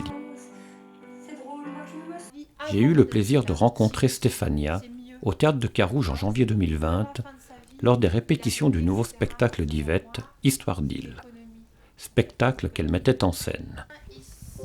Stefania s'est envolée le 15 avril 2022 après avoir lutté sans relâche durant des années contre la maladie. Elle laisse derrière elle un mari et 2 petites filles. Stefania était la belle-fille d'Yvette Terola. Ces quelques séquences pour lui rendre hommage. Et dans vraiment la manifestation d'un désir de rencontre réelle, d'un pont, quoi, d'un passage, je sais pas comment dire. Donc ça peut être intéressant d'oser faire durer ce côté un peu glaçant pour renforcer ce qui va venir après. Tout à fait, parce qu'il y a Thibaut. D'ailleurs, après je me suis dit, Yvette, que ça pouvait alors avoir... Je trouve que ça n'est pas dérangeant, je ne sais pas comment tu te sens toi, mais pour moi ça ne m'a pas du tout dérangé que tu sois dans cette position, quand tu dis un... Annoncer la maladie à ses proches, ses collègues de travail, son patron, ses amis, n'est pas une chose facile. Mais faut-il l'annoncer en dehors de ses proches? Ou comment faut-il l'annoncer? Comment allons-nous être perçus? Comme des pestiférés? La compassion sera-t-elle au rendez-vous? Mais voulons-nous vraiment de la compassion? En avons-nous vraiment besoin? Allons-nous être virés, quittés? Nous tournera-t-on le dos?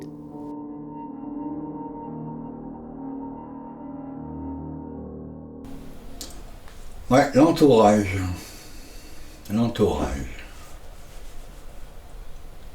Alors, évidemment, moi, si j'ai ce genre de truc, ben moi, déjà, je commence à me replier sur moi-même. Déjà, une première chose. Et puis, c'est pas un truc que je vais raconter à tout le monde, seulement ça finit par se voir, quoi. Quand il y a eu une interview pour le 19h30 de Rochebin, ils avaient filmé le matin et le soir c'était prêt. Et là on disait, ah oui, Franck aime rire de sa dégaine de cow-boy. Et pourtant, un cancer l'a laissé exsangue avec 20 kilos en moins. Bon, c'est vrai, j'avais perdu 22 kilos. Et c'est marrant, ça doit être un vieux truc de nos ancêtres sages. Quelqu'un qui maigrit, c'est pas bon signe pour les autres. Ça les gêne. J'avais déjà été prévenu par un médecin. Hein. Méfiez-vous, si vous maigrissez trop, même si vous l'avez voulu, les gens n'aiment pas. Alors un grand sujet, hein, le regard des autres. Alors il y a des amis qui m'ont tourné le dos. Il y en a, j'ai plus jamais eu de nouvelles à partir du moment où je leur ai annoncé que j'avais un cancer. D'autres en fait que j'attendais pas du tout qui sont venus vers moi. Donc la réaction des gens c'est hyper intéressant socialement parlant parce que je m'attendais pas du tout à certaines réactions. J'ai été très déçue par certaines personnes et très surprise par d'autres. Par rapport à la relation du couple, effectivement, si votre partenaire vous fait sentir que vous avez, je parle pas de performance, mais je parle moins d'attrait parce qu'il y a une transformation corporelle et tout, ben ça je l'ai pas vraiment entendu, hein, ou un petit peu, ou en fait c'était pas très important pour moi. On est aussi un peu égoïste dans cette affaire, parce que c'est peut-être là aussi un instant de survie. C'est de savoir pas entendre, et puis pas entendre, c'est aussi sauver son couple, parce qu'on va pas tergiverser ou faire une pyramide de rien, parce que c'est un fait, c'est comme ça. Les choses sont comme ça, maintenant. Donc, par rapport à mon regard sur le physique, effectivement une période, quand j'avais plus les sourcils, Quand j'ai dû m'habituer à ce crâne rasé, c'est vrai que je ne m'aimais pas du tout avec ce look cancéreux finalement. Qu'on enlève les lunettes, par exemple, moi j'avais des super sourcils épais, et puis je les ai plus. J'aimais bien ce côté bercé, de sourcils très épais, crâne rasé. Vous voyez ça, alors donc je mets mes lunettes, j'en ai besoin, hein, c'est pas du tout un artifice, mais je me sens comme plus habillé avec des lunettes, quoi. Effectivement, il y a un peu un regard sur le physique, effectivement. Après, la maladie m'a apporté une perte de performance physique. Parce que moi, je faisais quand même pas mal de... Pas beaucoup de sport, mais j'étais quand même plus habile en sport. Je pouvais faire du footing, du tennis, et ça, j'y arrive plus pour l'instant, là, maintenant. Le regard des autres, c'est toujours cette crainte des autres, parce que personnellement, comme je m'en étais vraiment bien sorti, que tout allait bien pour moi, il m'était facile de m'exprimer. D'autant plus que j'aime autant parler que de cacher. Alors, j'allais dire que c'était une période assez facile pour moi, mais je me suis rendu compte qu'autour de moi, il y avait beaucoup de gens qui ne tenaient pas à parler de leurs problèmes. On le sait tous, dès qu'on touche aux organes génitaux de l'homme, celui-ci reste muet, se voile la face et ne parle pas. Une majorité d'hommes fonctionne comme ça. On est tous différents. On est tous différents sur Terre. Mais c'est vrai que la tendance devrait quand même aller vers l'échange, encore une fois, pour faciliter, pour s'aider à mieux guérir. Ça va aussi dépendre de leur vision de la mort, de leur propre mort et du cancer. Il ne faut pas oublier, il y a 30 ans du temps de mon père, attraper un cancer, c'était la guillotine, c'était la mise à mort. Et je crois que dans l'inconscient, maintenant, on a encore ça. Cancer égale mort. Or, maintenant, cancer n'égale pas mort, forcément. Le mien, c'était 70 chances sur site de réussite. Le regard des autres est quelque chose avec laquelle moi j'ai beaucoup joué. C'est-à-dire que je provoquais beaucoup les autres pour voir comment ils réagissaient. Et à savoir qu'en 81, quand on a 26 ans et quand on a le cancer, les personnes, je me suis rendu compte, étaient très touchées et beaucoup en retrait. Et de cette manière-là, c'est vrai qu'il y a des gens qui se sont éloignés de moi parce qu'ils ne savaient pas comment m'aborder. Pour ma part, il y a ceux qui compatissent sans plus. Certains se posent quelques questions. Ils veulent savoir si eux aussi peuvent être atteints par la maladie. Ils comparent ma situation avec leur bien-être ou leur mal-être. Et puis, il y a cet ami de longue date qui s'inquiète terriblement, plus pour lui que pour moi. Il me téléphone à plusieurs reprises les jours suivant l'annonce de la maladie. Le moindre trouble, le moindre symptôme, le moindre changement dans sa façon d'uriner, si une nuit il y est allé une fois de plus que d'ordinaire, l'inquiète. Il se demande vraiment si lui aussi est malade. Il ne m'a jamais autant téléphoné. Je suis à Lausanne, j'appelle un ami, on prend un café. Je lui dis que je suis malade. Il ne veut rien entendre. Il minimise la maladie. Il me fait défiler sur son téléphone portable les photos de sa dernière conquête, à moitié nue, ramassées dans un salon de prostitution, qu'il héberge momentanément et qu'il n'arrête pas de tirer comme il dit. Je suis à 1 semaine de mon opération. Je ne sais pas à quelle sauce je vais être mangé. J'aurais souhaité un autre dialogue, une autre attention. En fait, tout ce qu'il me raconte, j'en ai rien à battre.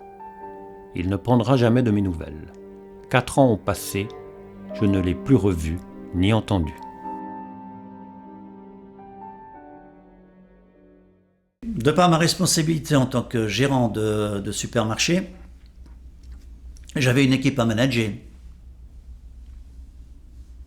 Et je me suis dit qu'il fallait les tenir au courant de mes absences qui allaient se répéter. Donc je n'ai pas hésité une seconde à les réunir et à leur faire part de ce qui m'arrivait. J'avais peut-être le regard droit, la tête haute, bien posée sur mes épaules, mais j'ai vu des têtes se baisser en disant « Oh là là, qu'est-ce qui lui arrive ?» Mais bon, j'y avais été franco et puis sans me forcer parce que je me suis dit Voilà, partage ce qui t'arrive avec les autres et tu verras, tu le vivras encore mieux. Tu vivras encore mieux ta maladie en l'ayant partagée avec les autres. Voilà. Et ça s'est avéré encore une fois payant, quoi. Ce n'est pas pour rien qu'aujourd'hui je dis partage, parle de ce que tu as, parle de ta maladie. Et rien que le fait d'en parler, c'est déjà une thérapie en soi, elle t'aide à te guérir. J'ai averti l'entreprise que j'allais reprendre à 40%, puis après 60%, et c'est vrai qu'il y a peu d'appréhension quand un type revient avec un cancer. Je ne comprends pas l'entreprise au niveau de la performance, qui peuvent douter de la performance d'un employé. Je leur ai dit, écoutez, c'est simple, je me sens d'attaque de reprendre, j'ai envie de reprendre, mais si vous considérez que je ne suis pas à la hauteur de la tâche, ou vous avez des inquiétudes par rapport à mes performances, on ne va pas se quitter fâché, on va s'arranger, et puis je pars avec le respect des années que j'ai faites. Donc on va trouver un arrangement entre l'entreprise et moi-même, et on partira bons amis. Voilà ce que je leur ai dit. Et leur réponse a été tout à fait positive. Positive parce qu'il n'y avait pas de pression. Je ne suis pas arrivé en disant « je veux à tout craint travailler, vous n'avez pas intérêt de me foutre dehors ». Non, j'ai trop de respect pour cette entreprise et aux années que j'ai passées dans cette entreprise pour dire « on essaie ». Et puis moi, j'avais pas envie que mon cancer me mette dehors de cette boîte, quoi. C'est moi qui veux partir. Ou quelqu'un d'autre me dit, écoute Laurent, là, il faut que tu arrêtes, quoi. On m'a annoncé donc que j'allais perdre mes cheveux entre le 15e et le 17e jour. Et donc j'avais des longs cheveux blonds. D'ailleurs, 2 mois avant de tomber malade, j'avais encore les cheveux jusque-là, j'avais raccourci. Et en fait, je me suis dit, entre le 15e et le 17e jour, il se moque de moi. Comment on peut perdre ses cheveux en 2 jours ? Et puis j'avais une impatience à ce niveau-là parce que je voulais voir si vraiment je perdrais mes cheveux entre le 15e et le 17e jour. Et en fait, le 15e jour, j'ai commencé à perdre mes cheveux. Et là, j'ai pris le parti d'appeler une copine. J'ai dit, je vais raser mes cheveux et je vais me filmer et je vais commencer ma chaîne YouTube où je vais parler du cancer. Et j'ai lancé ma chaîne YouTube en me rasant la tête. C'est le grand moment d'enlever ça parce que là j'ai un turban et puis donc c'est la 2e chiméo, donc on m'avait dit perdre des cheveux entre 15e et 17e jour, donc on m'a pas menti. Alors là je vais vous montrer, c'est le carnage total, comme dirait Christina, ça va pas du tout, mais là chérie. Non, pas du tout. Donc je suis accompagnée par Tania pour ce grand moment de solitude, mais bon, ça ira mieux parce que voici la pêche du jour. Donc effectivement, ce sont mes cheveux, hein, ce ne sont pas des poils de chat. Et en fait, je vais enlever ça, donc c'est pas joli, hein, je vous dis tout de suite. Là, c'est le côté moins glamour de Patricia, mais c'est quand même moi. Donc voilà, je n'ai plus de cheveux là. Voilà. Donc ici j'ai un gros trou, c'est pas joli. Alors, non mais là il vaut mieux rire parce que la situation est... Christina ne dirait pas que c'est bien. Non, on dirait que ça va pas du tout. C'est un gros fond. Oui, je vais couper. C'est sûr. Oui, je vais couper. Tout couper. Non mais là, ça c'est la coiffure. Oh, voilà. Non mais...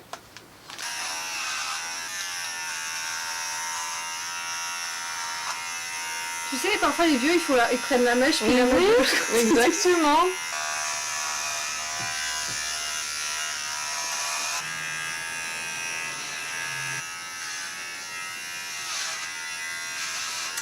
Bienvenue Coiffure Tania.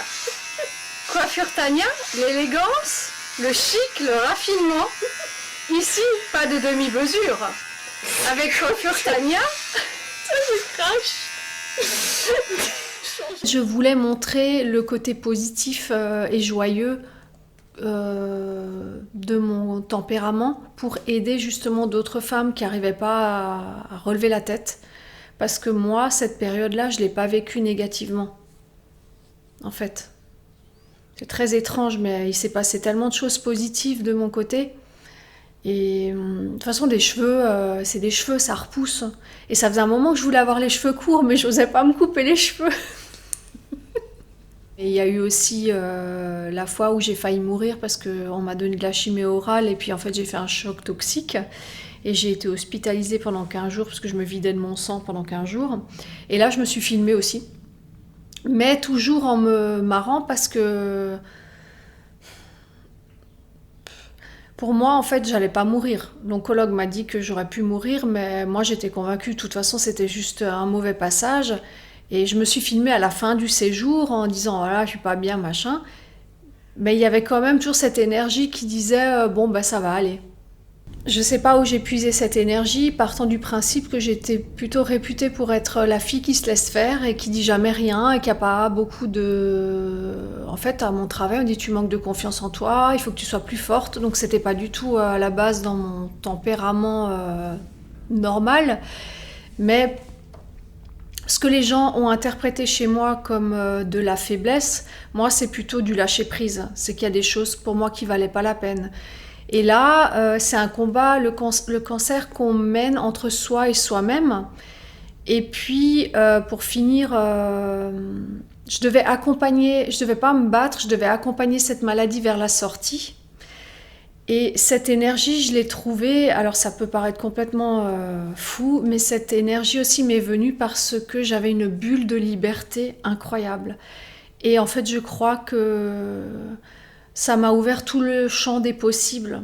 Je ne sais pas comment expliquer, mais le fait de savoir que je suis libre malgré tout de gérer ma vie maintenant comme je le veux pendant quelques mois. Donc je me suis dit, maintenant tu vas faire tout ce que tu as envie de faire. Et comme j'ai toujours aimé le théâtre, et ça faisait un moment que je voulais faire un peu une chaîne YouTube, mais j'avais pas un sujet. Là je me suis dit, tu as un bon sujet parce que tu vas pouvoir aider les gens. Et puis mettre à profit cette énergie que tu as. Et ça, au début, je me suis dit, je ne sais pas de quoi je vais parler. Puis tous les mois, j'avais d'autres idées et encore d'autres idées. Après, c'est très amateur, mais j'ai reçu des tonnes de messages d'encouragement et surtout de remerciements. Moi, j'ai eu beaucoup de chance. J'étais vraiment entourée donc, par mes parents, mon frère, par mon mari, bien sûr. Donc, c'est vrai qu'on a fait un peu avec la famille un peu un cercle d'amour autour de tout ce qui se passait. Et j'ai été complètement préservée, entourée pendant cette période. Et cercle d'amour, j'aime bien dire, c'est que oui, il y avait la famille, mais il y avait ses amis, tous les amis qui m'ont accompagnée. Et ça, j'oublie pas et j'oublierai jamais parce que les amis qui étaient présents restent, ils vont rester pour toujours. Et chaque chimio, j'avais une de mes amies qui venait prendre le thé ou le café avec moi. Donc chaque chimio, je l'ai fait accompagner d'une de mes amies. Des fois, elles étaient même 4. Donc l'oncologue savait que quand j'avais ma chimio, elle me laissait la plus grande salle parce qu'elle savait que souvent j'étais accompagnée et qu'on essayait que ça se passe d'être un bon moment de discussion pendant la chimio. Et puis c'est vrai que la chance, c'est que mes parents ont tout de suite pris ma fille de 4 ans et demi assez souvent pour que je puisse me reposer. Mon autre fille de 1 an et demi était chez sa nounou. Donc c'est vrai j'avais ces moments pour pouvoir me reposer et j'essayais d'avoir que les bons moments avec ma famille. Dès que j'étais bien, je profitais pleinement avec mes 2 filles, mon mari et voilà, ma famille. Donc c'est vrai que Corps endormi, corps meurtri, instinct de survie. Peut-on résister au lourd traitement qu'inflige la maladie ? Notre cœur bat, le sang coule dans nos veines et nous rappelle que nous sommes bien vivants. Quand se réveillera-t-on ? L'hiver a pris ses quartiers et s'impose. La nature s'endort. Résistera-t-elle à ce lourd traitement que lui impose la froide saison ? L'eau, source de vie, se ferait un passage et marque sa présence. Le manteau blanc peine à absorber sa voix. Je l'entends murmurer. La nature n'est pas morte, seulement endormie. Avec elle, nous nous réveillerons bientôt.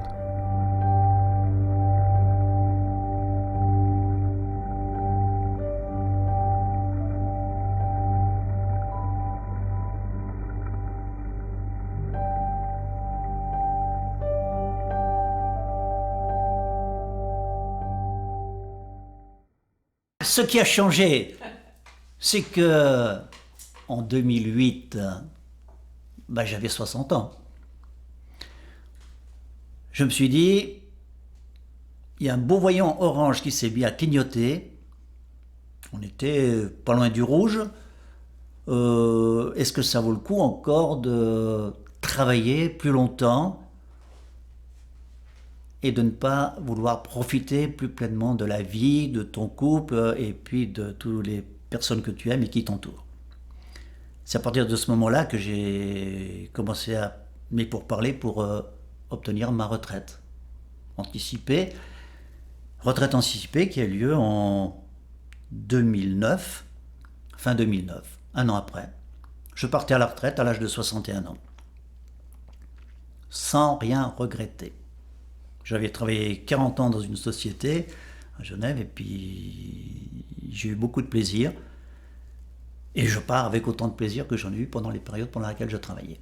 Ce que je veux dire aux personnes malades qui sont prêtes à m'écouter, et que je suis prêt à écouter aussi, c'est prenez-vous en charge, retroussez vos manches, croyez en la vie. Chacun d'entre vous a une épouse, ou une compagne, voire même un compagnon. Vous êtes peut-être père, vous avez peut-être des enfants. La vie est belle, prenez-vous en charge, luttez, ne vous laissez pas abattre. Sachez que la vie est devant vous et qu'il y a de belles réussites qui peuvent en être la conclusion. Voilà. Si quelqu'un apprend qu'il a un cancer, c'est arrivé. C'était à Beau Séjour. C'était il y a quelques semaines. Mon voisin d'en face. Et lui, visiblement, il n'avait pas l'armure que je pouvais avoir. Et évidemment, il y a eu une sorte d'effondrement. La première chose que je lui ai dit, c'est un combat. C'est un combat personnel. Dans un premier temps, garde ça pour toi. Il n'a pas pu, il a raconté ça à tout le monde. La chose à faire, que je puis dire à quelqu'un, c'est prends ça un jour à la fois, parce que il n'y a pas d'autre manière que de le prendre. Les anticipations des problèmes, c'est pas la peine, parce qu'on n'a pas les épaules pour 6 mois devant. On a les épaules pour une journée, pas plus. C'est pas une maladie qui tue forcément, ça c'est important.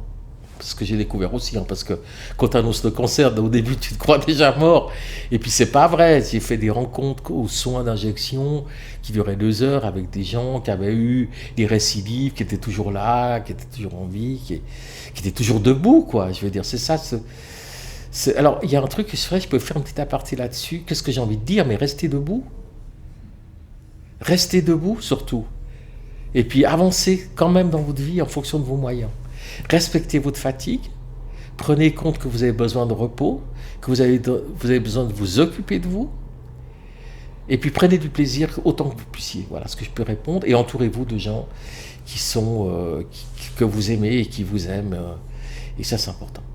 Ma vision de l'avenir, c'est un peu au jour le jour quand même, parce que je ne vous cache pas que il y a quand même à gérer l'angoisse de la récidive, elle est présente, ça je me voile pas du tout la face avec ça.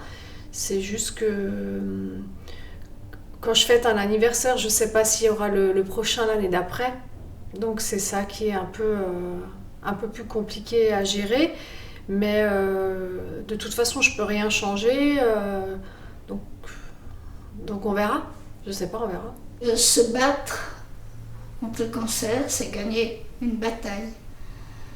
Gagner une bataille, c'est pas une guerre, mais c'est déjà pas mal, à mon niveau. Après, le niveau d'après, c'est aussi à l'entourage, c'est aux médecins, d'avoir confiance envers les personnes qui me soignent, qui était importante. Ma confiance, elle est revenue petit à petit, même si j'ai perdu beaucoup de mon image de moi, que je suis en train de retravailler au centre Thiam. Ça, c'est une chose qui est très dure pour moi. J'ai plus du tout la même image, donc j'ai fait aussi un tatouage pour reprendre confiance.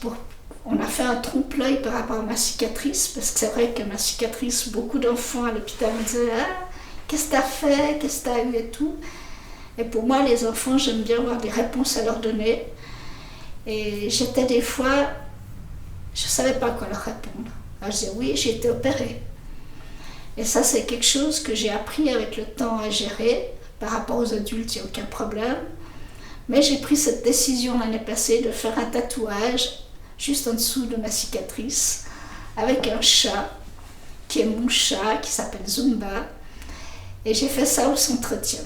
Ceux qui n'ont peut-être pas la chance de venir au Centre-Otium, mais des patients, c'est de trouver en eux cette force intérieure, cette envie de vivre, cette envie de parcourir, parce qu'on sait, personne ne sait quand est-ce que c'est la fin. On va tous mourir, on ne sait pas quand, mais on va tous. Voilà, ça c'est quelque chose qui est, malheureusement, j'aime pas dire ce mot, mais c'est ça, c'est la vie, on naît et on meurt.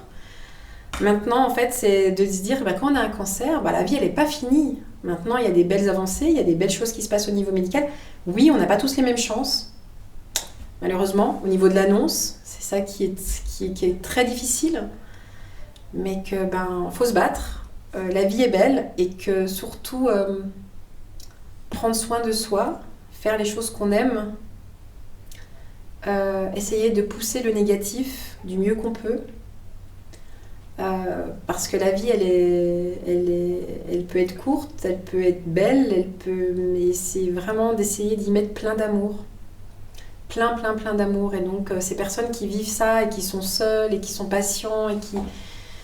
Tous les autres soucis, s'ils arrivent à les écarter, les pousser et qui reçoivent plein d'amour. Parce que je pense que l'amour, la bienveillance, l'accompagnement, c'est quelque chose qui est primordial dans une vie. Donc voilà.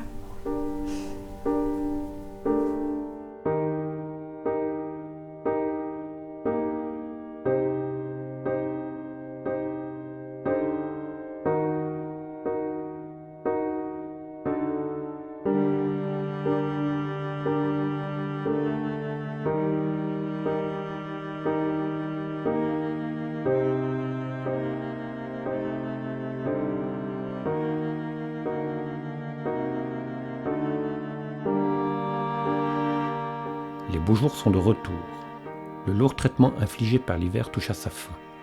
La nature se réveille, nos corps aussi. Un répit, mais pour combien de temps ? Combien de printemps, d'été, d'automne et d'hiver faudra-t-il encore ? Combien de montagnes, de rivières, de chemins à franchir, à traverser, à parcourir ? Combien de temps encore de jours, de nuits et de lunes avant de marquer une pause ?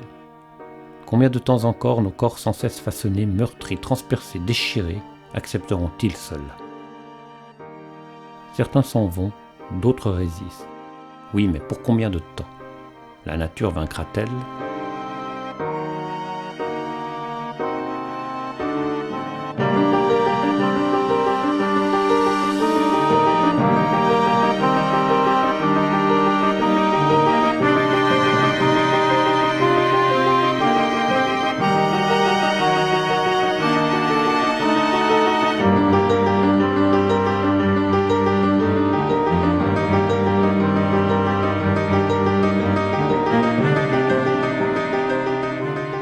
Quand me réveillerai-je ? Vais-je me réveiller ? Cette dernière image me poursuit. La maladie me privera-t-elle de toute image future ? Je me remémore à nouveau celle-ci, celle du passé. Ces images soigneusement archivées. Ces images que tu as tournées, toi papa, dans les années 1960. C'est en te voyant manipuler la caméra que l'envie de réaliser s'est greffée en moi. Tu m'as acheté en 1975 ma première caméra Super 8 pour aller filmer mes chanteurs préférés.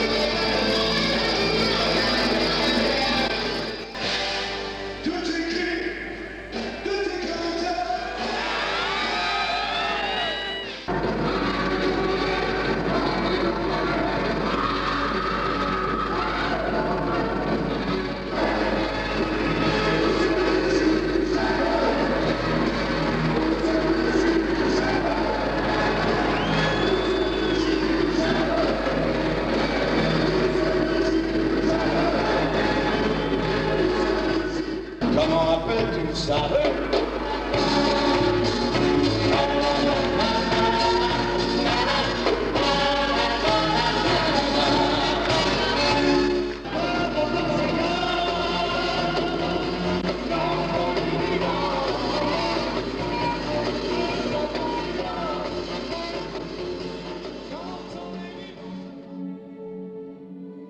Avec nostalgie, je revois ces images. Mes premières réalisations. Dans cette séquence, Claude m'aperçoit dans la foule avec ma caméra. Je le filme, il s'adresse à moi. Il me dit « Et toi, je te vois là, je te vois ». C'était en 1976, j'avais 14 ans. J'en garde un souvenir ému.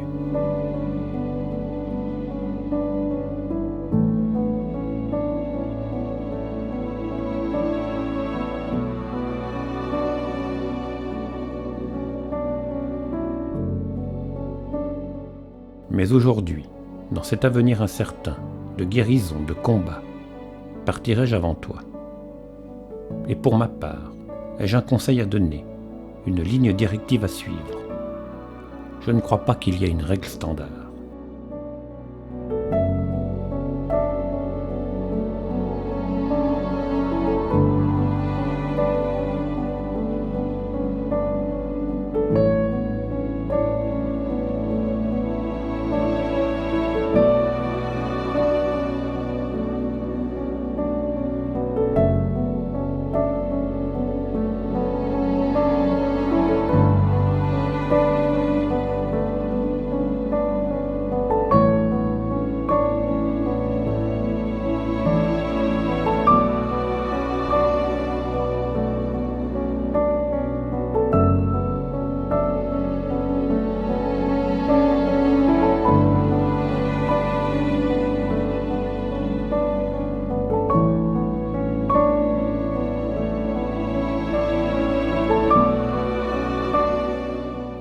En ce mois de février 2022, c'est toi papa qui t'en vas. 15 ans qu'on ne s'est pas vu. On se parlait au téléphone, quelques fois chaque année, aux fêtes, aux anniversaires. Oui, 15 ans. 15 ans sans se voir. On m'a dit que tu avais beaucoup changé. Peut-être n'avais-je pas envie de te voir vieillir. Je voulais sans doute garder une image de toi plus jeune. Aujourd'hui tu pars pour ton dernier voyage. Tu me demandais toujours si tout allait bien. La santé, le travail, la famille. La santé, peu de réactions. On en a parlé brièvement. Mais qu'importe, c'est sans importance. L'essentiel avant tout, c'est d'avoir vaincu cette foutue maladie. Aujourd'hui, c'est toi qui es arrivé au bout du chemin. Alors peut-être, dans un avenir proche ou lointain, on se reverra là-haut.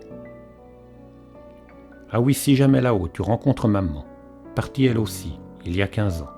Salue-la bien. En attendant, je continue ma route, où le vent, la vie veulent bien me mener. Il paraît que notre destinée est toute tracée. On verra bien. Sachez que la vie est belle et qu'en conclusion, elle vaut le coup d'être vécue. Le message qu'on peut donner aux malades, et aux patients et aux proches, on est là, qu'ils sont les bienvenus. Et c'est le premier message qu'on dit. On les assoit, on les écoute. Ils s'assoient en face de nous, on les écoute. Et puis après, tout ce qu'on pourra faire pour eux, on le fera. Ne désespérez pas. Soyez forts, soyez courageux et gardez vraiment l'espoir, car maintenant on a des traitements de pointe et des personnes qui sont là pour vous entourer. Vous avez le centre Thium qui est là aussi. Vous avez des psy.